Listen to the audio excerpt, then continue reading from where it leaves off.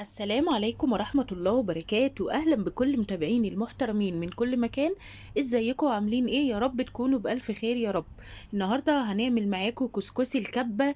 مفيش بالظبط 10 دقايق هتلاقي نفسك مخلصة القصة كلها، ولا غربال ولا تعب ولا أي حاجة. الدنيا سهلة جدا جدا معاكي. في ثواني هتكوني عاملة كمية كبيرة إن شاء الله، وربنا يحسن ما بين إيديكم جميعا مقدما. حاجة كده لو جايلك كده اخواتك على غفلة وعايزة تعملي كيلو كده كسكسي بسرعة، عايزه اقول لك في ثواني هتحضريه وانت واقفه في المطبخ. في ثواني يعني اوعدك بحاجه زي كده. لو اول مره بتشوفيني انا ام سلمى او اختك شيرين كمال، نوريني كده يا قمر باشتراك وفعلي زر الجرس على كلمه الكل علشان يوصلك كل وصفه من وصفاتي. القناه دي عملتها للوصفات المفصله، القناه التانية وصفات جماعيه في فيديو واحد. لو حابه تشوفي القناه التانية بسيبها لك في اول تعليق مثبت علشان تتفرجي عليها، على وصفات كتير متنوعه وهتعجبك جدا جدا لانها وصفات للتوفير. حطي كده اللايك يا قمر فضلا منك وليس امرا علشان الوصفه توصل لناس كتير وقناتي تكبر ان شاء الله. ويلا بينا على الوصفه، هتعجبك بجد. حاجه كده وهم، حاجه جميله وفي ثواني زي ما انت شايفه وانا واقفه حضرتهم في ثواني. وفي بولات كده والعيال كانوا فرحانين بيهم جدا. يلا حطي اللايك فضلا منك وليس امرا، وما تنسيش تصلي على النبي في كومنت. ان شاء الله يا بنات، انا كل شغلي في الكبه تمام. معايا ب10 جنيه دقيق.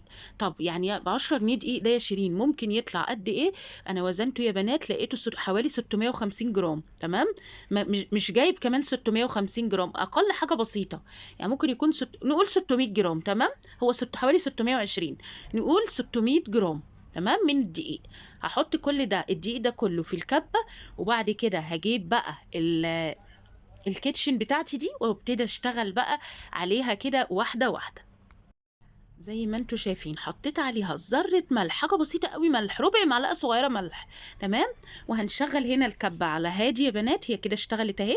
وبنزل بقى من فوق بسرسوب، معلقه ميه بمعلقه ميه زي ما انتوا شايفين كده، معلقه معلقه، والكبه اهي شغاله قدامكم تمام. بنزل معلقه معلقه وهي بقى بتقلب الميه فيها، وايه بتبتدي بقى ايه تخرز الدقيق. لازم يبقى زي حبيبات الرمله كده يا بنات تمام. بصوا كل شويه نفتح ونبص نشوف احنا وصلنا لفين، لحسن بعد كده الوصفه تخننا وتعجن واحنا شغالين من فوق بالميه. لازم كل يعني بالظبط كل كام ثانيه 30 40 ثانيه كده تفتحي وتقلبي الدقيق وتقفلي وتبدأي تاني تحطي المية تمام. زي ما هتشوفوا بصوا انا قلت اوريكم لسه الدقيق ما خرزش، هو بيحاول اهو يخرز بس لسه. يخرز يعني ايه؟ يعني يبقى زي حبيبات الرملة كده يا بنات تمام. هوريكم بقى ال 600 جرام دقيق طلعوا لي قد ايه كسكسي. زي ما انتوا شايفين كده انا ماشيه معاكم واحده واحده اهو. بس يا رب ما تكونوش نسيتوا اللايك لاختكم مسالمه. بصوا يا بنات، اهو كل شويه لازم افتح واشوف الدنيا. بصوا بقى العلامه اللي هتعرفك اني خلاص كده تمام، هي استكفت علشان ما تزوديش بعد كده الوصفه كلها تعجن وتبوظ منك تمام. لازم ساعه ما تحطي ايدك صوابعك كده في الوصفه دي في الدقيق، اما تفتحي يعني الكبه، ايديكي ما يكونش فيها اي دقيق. يعني تمسكي الحبيبات بايدك وبعد ما تسيبيهم تلاقي ايديكي ما فيهاش دقيق تمام. زي ما انتوا شايفين معايا كده بصوا يا بنات بقت حبيبات رمل. بصوا ايديا ما فيهاش دقيق، لا يعني ما فيش دقيق كده بيفضل لازق في ايديا. خلاص كده هي تمام التمام قوي. نبدأ بقى في مرحلة التسوية بإذن الله. زي ما هتشوفوا معايا حالا، هجيب بقى حلة فيها ربعها مية كده وهولع عليها على البوتاجاز عادي جدا تمام. الميه تغلي اكون انا بعمل ايه؟ يعني انا ولعت اهو على الحله بتاعتي، هجيب مصفى تمام تكون بتلبس في الحله كده. او انت لو عندك حله الكسكسي العاديه اللي بتلبس في بعض تمام، انا ما عنديش فبضطر. الجيش قال اتصرفوا يعني. ماما زمان كانت بتعمل كده تمام. هجيب بقى شال او قطعه شاش كده، ده شال كان عندي كنت اقصلي الكسكسي مخصوص تمام. هحطه كده في المصفى وهنزل بقى بالكسكسي اللي احنا عملناه ده، او الدقيق المخرز اللي احنا عملناه في الكبه ده.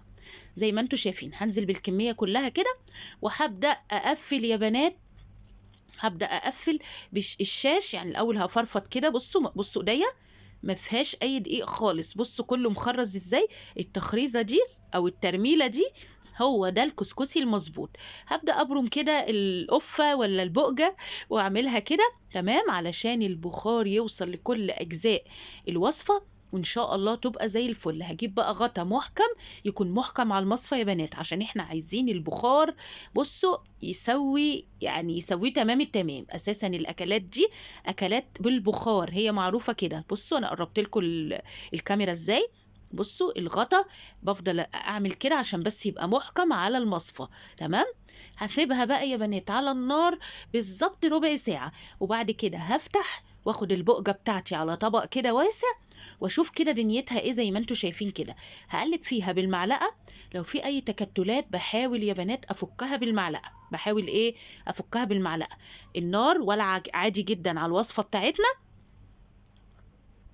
يعني انا وانا بفك التكتلات دي النار بتاعتي ولع عادي جدا، وهديت بس النار. تمام.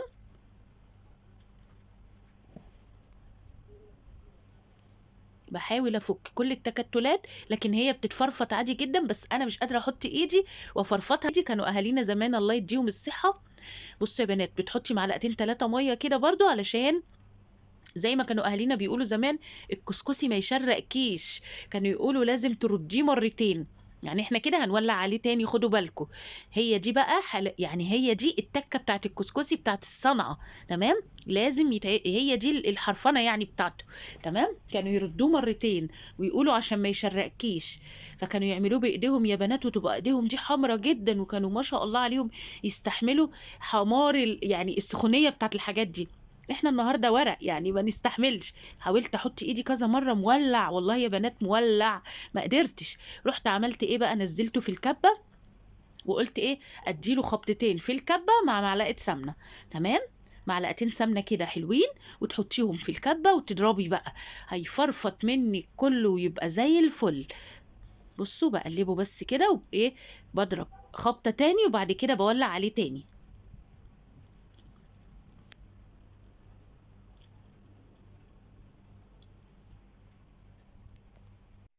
بصوا بقى يا بنات النتيجة. بصوا بقى كسكسي زي الفل زي ما انتوا شايفين، مفيش اي تكتلات ولا اي حاجة فيه.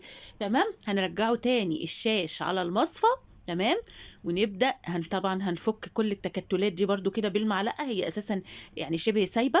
هنفكها كده بالمعلقة فكة سريعة كده، ونبدأ نبرم البقجة بتاعتنا تاني. ونعمل ايه؟ نجيب المصفى بتاعتنا تاني، ونحط فيها البقجة وعلى الحلة والغطا، نسيبها ربع ساعة تاني. وبس كده زي ما انتوا شايفين، بعد الربع ساعة استوى وبقى زي العسل زي ما انتوا شايفين كده. بصوا بقى يا بنات، تحسوا ان الكمية زادت، يعني غير ما حطينا الدقيق اول مرة خالص. هو اساسا الحاجات دي يا بنات لما بتستوي طبعا بتزيد، اقصد في الوزن يا بنات. تمام. زي ما انتوا شايفين زي الفل. وبعد كده بقى فضيته كده في زي بولة واسعة كده، وحطيت عليه فرفضته كده بمعلقتين سمنة. تمام. بعد كده غرفته في البولات، وكان مش قادرة اقول لكم طعمه بجد بجد. اتفضلوا معانا والله، كان يستاهل بقكم بجد. ولادي يعني كل فترة كده، هو بصراحة أكلة حلوة قوي في الشتاء.